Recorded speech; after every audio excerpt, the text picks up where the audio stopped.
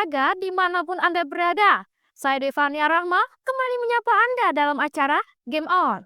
Sejumlah informasi olahraga terbaru, baik dari dalam negeri maupun luar negeri, akan kami sajikan hanya untuk Anda pecinta olahraga.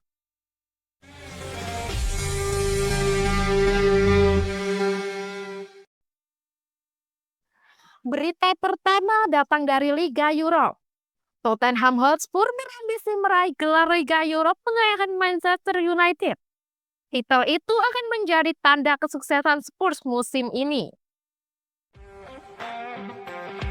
Tottenham Hotspur berambisi meraih gelar Liga Eropa mengalahkan Manchester United.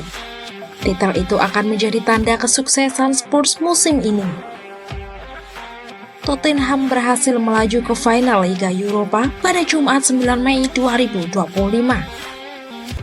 Spurs lolos setelah mengalahkan Bodo 2-0 pada leg kedua, sekaligus memastikan kemenangan agregat 5-1.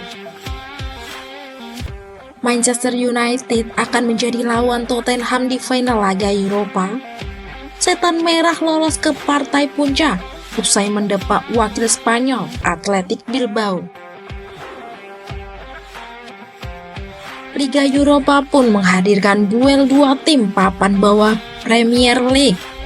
Baik Tottenham maupun MU memang sama-sama lagi bobrok di liga musim ini. Tottenham berada di urutan ke-16 klasemen, sementara Liga Inggris dengan 38 poin. MU tepat di atasnya dengan 39 poin. Manajer MU, Ruben Amorim, menyebut timnya memang jeblok banget musim ini. Dia menilai trofi Liga Eropa bahkan tidak bisa menyelamatkan Manchester Merah dari hasil-hasil buruk sepanjang musim. Pendapatan berbeda dilontarkan manajer Tottenham, Ange Postecoglou. Baginya, trofi Liga Eropa amat penting untuk dimenangkan. Terlebih, Spurs sudah tak pernah angkat piala sejak memenangkan Piala Liga Inggris 2008. Ketua Umum Persatuan Bola Basket Seluruh Indonesia Perbasi Budi Satriojiwandono mengapresiasi perkembangan talenta muda bola basket di Indonesia. Ketua Umum Persatuan Bola Basket Seluruh Indonesia Perbasi Budi Satriojiwandono mengapresiasi perkembangan talenta muda bola basket di Indonesia. Ia menilai atlet muda Indonesia semakin menunjukkan kemajuan yang signifikan dalam kualitas dan level permainan. Hal tersebut disampaikannya usai menyaksikan langsung scrimmage atau pertandingan latihan yang diselenggarakan Developmental Basketball League (DBL) di Indonesia pada Sabtu 3 Mei. Acara tersebut merupakan bagian dari proses seleksi untuk memilih 12 pemain putra dan 12 pemain putri terbaik yang akan berangkat ke Amerika Serikat untuk mengikuti program DBL Indonesia All-Star. Sebelumnya, ratusan peserta diseleksi secara ketat dan mengikuti rangkaian Kopi Good Day DBL Camp selama 6 hari. Ajang ini sendiri merupakan kamp pelatihan bagi atlet-atlet pelajar terpilih dari Aceh hingga Papua. Pada kesempatan ini, Budi Satrio juga mengapresiasi peran DBL Indonesia yang telah menyediakan sarana bagi para pelajar untuk mengembangkan bakat mereka dalam bola basket.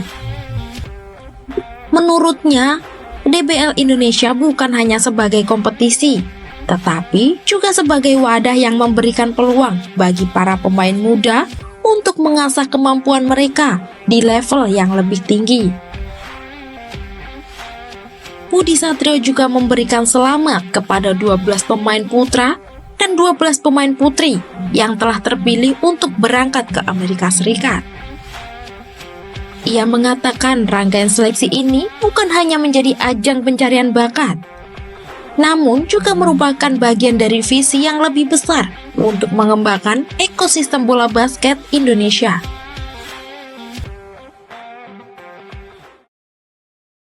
Kemenpora Kemenpora menggelar seleksi nasional Seleknas untuk 3 cabang olahraga bermasalah menuju SEA Games 2025. Cabur-cabur itu ialah sepak takraw, tinju, dan tenis meja. Kemenpora menggelar seleksi nasional Seleknas untuk 3 cabang olahraga bermasalah menuju SEA Games 2025. Cabur-cabur itu ialah sepak takraw, tinju, dan tenis meja. Seperti diketahui, tenis meja dan sepak takraw mengalami dualisme kepengurusan.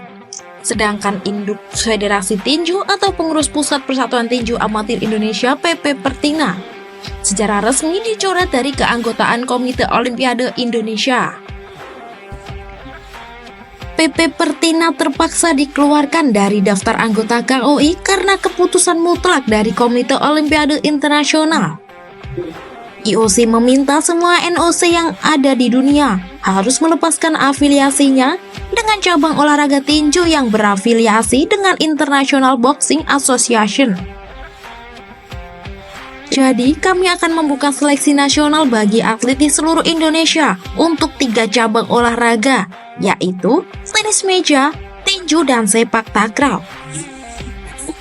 Kami lakukan seleknas pertama-tama dalam rangka persiapan SEA Games 2025. Sementara itu, Deputi 4 Bidang Peningkatan Prestasi Kemenpora Surono mengatakan, seleknas akan mulai digelar pada periode 21 Mei hingga awal Juli di lantai 2 GBK Arena, Jakarta. Rinciannya, tenis meja mulai 25 hingga 28 Mei, sedangkan tinju pada Juni, dan sepak takraw dimulai awal Juli. Adapun usia yang boleh mengikuti seleknas ialah cabur tinju 20 tahun ke atas, kemudian sepak takraw 20 tahun sampai 28 tahun, dan tenis meja dimulai 16 tahun sampai 30 tahun. SEA Games 2025 akan berlangsung di Thailand, mulai 7 sampai 19 Desember. Multi-event terbesar se-Asia Tenggara 2 tahunan ini akan mempertandingkan 50 cabang olahraga.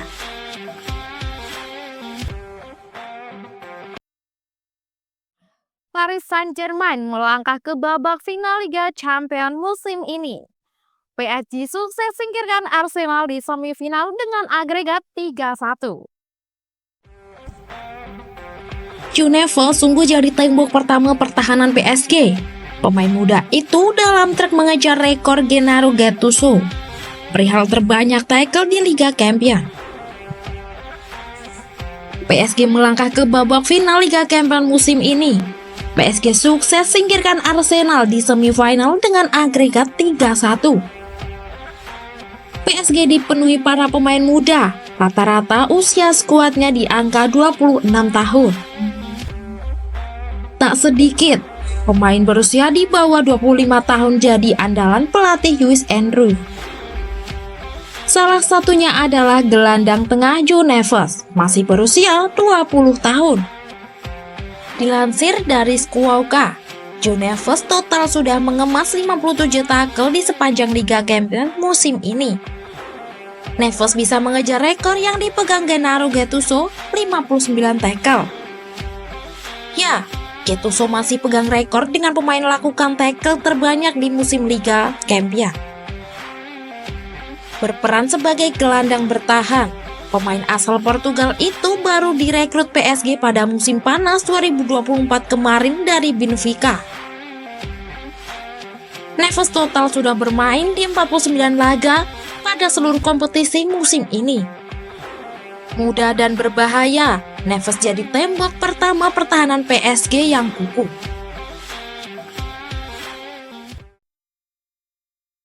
Persib Bandung selamat dari kekalahan lawan Barito Putra secara dramatis. Tertinggal dan bermain 10 orang. Maung Bandung memaksakan skor akhir 1-1 di masa injury time.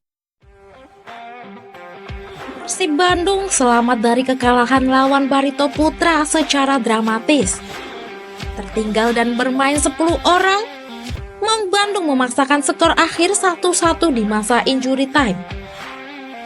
Persib Bandung menjamu Barito Putra dalam lanjutan Liga 1 di Stadion Gelora Bandung Lautan Api pada Jumat 9 Mei 2025 malam waktu Indonesia Barat. Tuan rumah sudah dipastikan juara, sementara tamunya masih berjuang lolos dari ancaman degradasi. Persib langsung menekan selepas laga dimulai. Sejumlah upaya gagal membuahkan hasil. Malah kemudian mereka dikejutkan oleh gol Barito. Pada masa injury time babak pertama, Jaime Moreno menjebol gawang Persib yang dikawal Kevin Ray Mendoza. Jaime menuntaskan umpan terobosan Ferdiansyah dari tengah dengan tenang. Upaya Persib membalas malah mendapatkan pukulan telak. Edo Febriansyah menerima kartu kuning kedua pada menit ke-83 dan diusir wasit.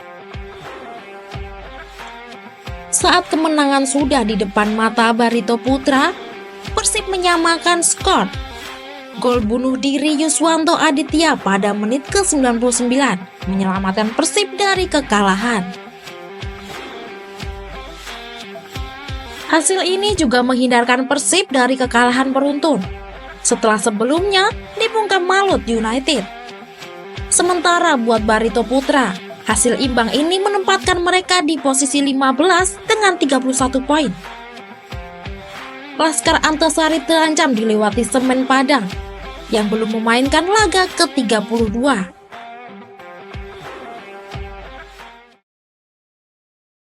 Pemain berdarah Indonesia, Tijani Reinders, mengenakan jersey bernama Lecca Tompesi dalam laga Milan versus Bologna. Ada hal berbeda dalam partai pekan ke-36 Liga Italia 2024-2025 antara Milan versus Bologna di Stadion San Siro pada Jumat 9 Mei 2025 pagi waktu Indonesia Barat. Pemain berdarah Indonesia, Tijani Reinders, mengenakan jersey bernama Lecca Tompesi dalam laga Milan versus Bologna. Ada hal berbeda dalam partai pekan ke-36 Liga Italia 2024-2025 antara Milan versus Bologna di Stadion San Siro pada Jumat 9 Mei 2025 pagi waktu Indonesia Barat. Susunan pemain AC Milan menyertakan nama-nama seperti Maignan di pos penjaga gawang dibentengi oleh Sodipo, Colombo, dan Pavlovic. Sementara itu, Sanchez, Lecca Tompesi, Cik Lawrence beroperasi memperkuat lini sentra Rossoneri. 3 nama, Harlow, Jovic, dan Carla Felix diandalkan Milan di lini ofensif. Deretan nama itu merupakan ibu dari pemain-pemain yang jadi starter Milan dalam laga melawan Bologna. Nama-nama ibu pemain Milan itu disebut dan diteriakkan oleh pembawa acara di Stadion San Siro jelang pertandingan. Gestur ini menjadi cara AC Milan merayakan Hari Ibu di Italia. Satu nama yang menyita perhatian pecinta sepak bola Indonesia tentu adalah Lecca Tompesi. Nama marga Maluku tersebut dikenakan oleh gelandang AC Milan asal Belanda, yaitu Tijani Reinders. Seperti diketahui, Tijani Reinders punya garis keturunan Maluku dari sang mama, Angelina Lecca Tompesi. Darah Maluku itu memungkinkan adik Tijani, yakni Eliano Reinders, untuk bergabung membela timnas Indonesia. Tijani Reinders tampak bangga bisa mengusung nama sang ibunda dalam laga Milan versus Bologna. Ia mengunggah gambar dirinya mengenakan kostum Milan bernomor punggung 14 dengan nama Lecca Tompesi. Di Instastory Instagram, Tijani Reinders sudah 2 kali bermain dengan mengenakan nama sang mama di pentas Liga Italia. Pada 11 Mei 2024 silam, ketika Milan berjumpa Cagliari di Stadion San Siro, Reinders juga mentas dengan mengusung nama Lecca Tompesi. Kala itu, Tijani Reinders bahkan mampu mencetak gol yang membawa Milan menang 5-1 atas Cagliari. Usai bikin gol, Reinders melakukan selebrasi spesial. Ia menunjuk-nunjuk jersey dengan nama Lecca Tompesi di punggungnya. Didedikasikan untukmu Mama, tulis Rangers memberikan tanda cintanya untuk sang ibunda usai Sparta melawan Cagliari musim lalu.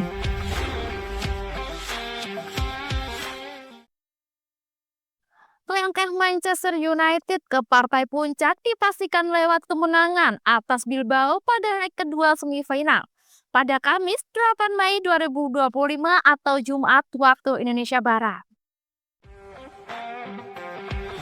Langkah Manchester United ke partai puncak dipastikan lewat kemenangan atas Bilbao pada leg kedua semifinal pada Kamis 8 Mei 2025 atau Jumat dini hari waktu Indonesia Barat.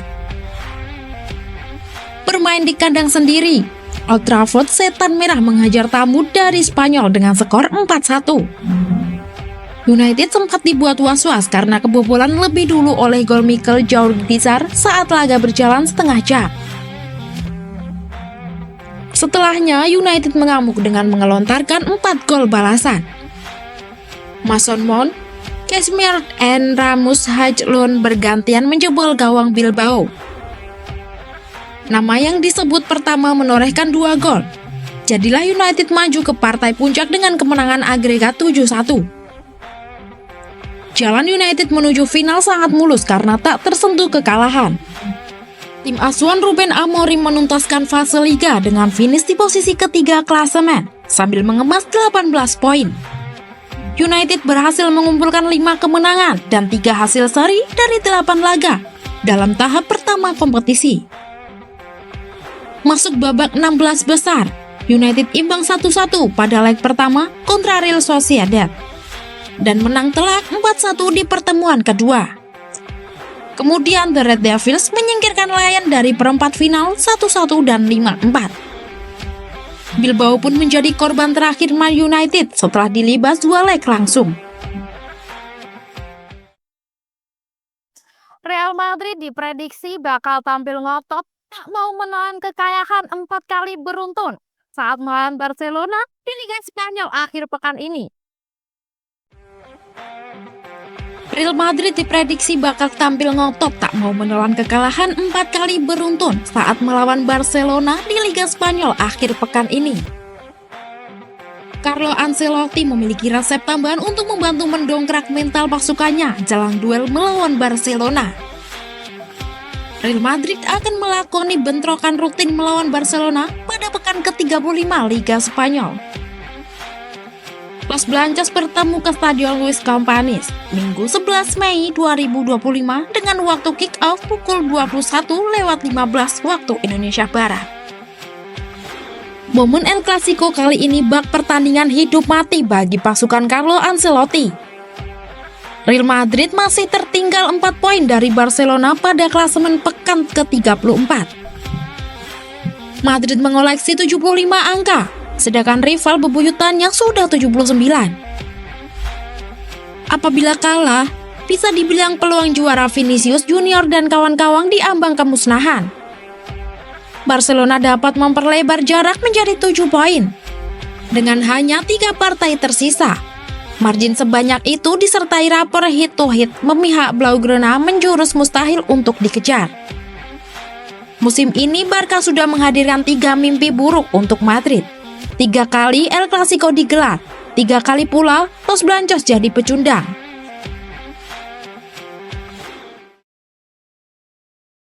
Sebanyak 5 pemain asing non-Asia resmi memperbarui kontraknya bersama klubnya masing-masing yang berkompetisi di Liga Voli Korea baik putra maupun putri. Sebanyak 5 pemain asing non-Asia resmi memperbarui kontraknya bersama klubnya masing-masing yang berkompetisi di Liga Voli Korea baik putra maupun putri.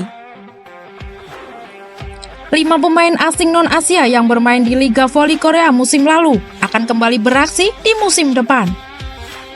Sebelumnya, Liga Voli Korea menjadi topik perbincangan hangat volley-mania tanah air bersamaan dengan keikutsertaan Megawati Hangestri di dalamnya. Megawati bermain di Liga Voli Korea selama 2 musim dengan status pemain asing Asia.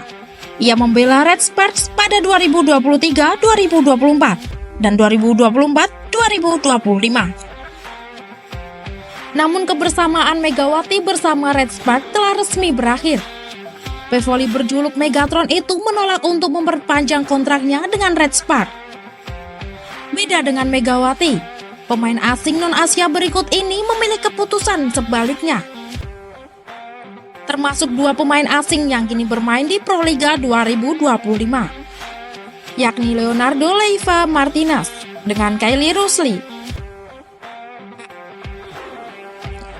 Saat ini, Leo dan Kylie tengah berjuang membawa Jakarta Bayangkara Presisi juara Proliga 2025 Putra. Leo resmi memperpanjang kontrak dengan Hyundai Skywalkers, sedangkan Kylie memperpanjang kontrak dengan Carl Jumbos.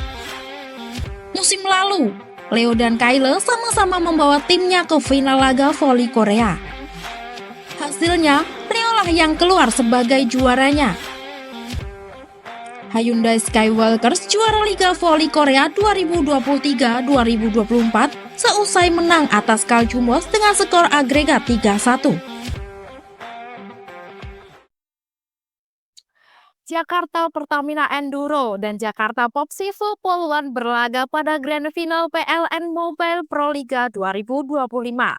Kedua tim putri tersebut bersaing untuk menjadi yang terbaik pada kompetisi bola voli kasta tertinggi di tanah air. Jakarta Pertamina Enduro dan Jakarta Popsivo Poluan berlaga pada Grand Final PLN Mobile Proliga 2025.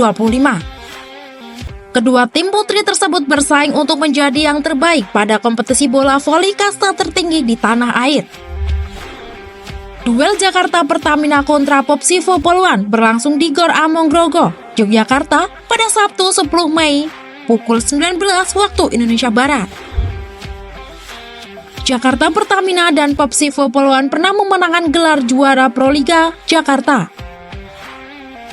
Pertamina meraihnya pada 2014 dan 2018, sementara Popsivo merupakan juara 2012, 2013, dan 2019. Selain itu, baik Jakarta Pertamina maupun Popsivo Poluan saling mengalahkan di musim ini. Karena itu, pertandingan kedua tim diprediksi berlangsung ketat. Sementara di perebutan tempat ketiga dan keempat, Gresik Petrokimia Pupuk Indonesia melawan Jakarta Elektrik PLN. Pertandingan ini dimainkan sebelum laga Jakarta Pertamina Kotna Popsivo Poluan. PLN Mobile Proliga 2025 memperebutkan hadiah uang pembinaan sebesar 400 juta. Masing-masing untuk juara putra dan putri. Sedang untuk peringkat 2, 250 juta. Peringkat 3, 150 juta rupiah, dan keempat 100 juta. Selain itu, Proliga juga memberikan hadiah uang pembinaan kepada masing-masing untuk putra dan putri terbaik untuk kategori middle blocker 2 orang, opposite 1 orang, outside hitter 2 orang, setter 1 orang, libero 1 orang, pelatih terbaik 1 orang, dan pemain terbaik atau MVP. Untuk masing-masing kategori dan pelatih terbaik menerima uang pembinaan sebesar 10 juta rupiah. Sedangkan MVP menerima 25 juta rupiah.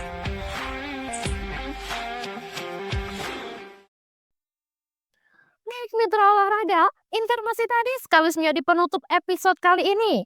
Nantikan terus berita olahraga lainnya hanya di Game On. Saya Devania Rahma, terima kasih dan sampai jumpa.